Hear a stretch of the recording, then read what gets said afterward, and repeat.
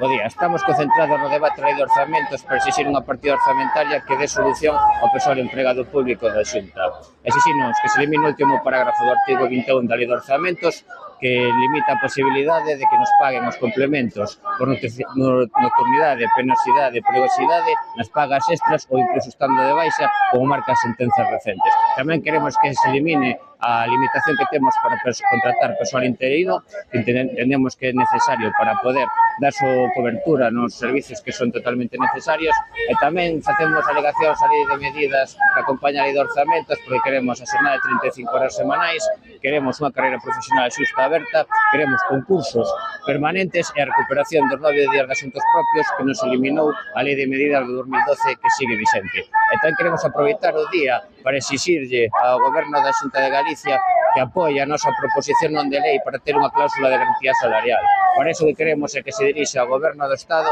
para que presente unha lei que contemple a lei ou unha cláusula de garantía salarial e as nosas retribucións suban conforme o IPC automáticamente.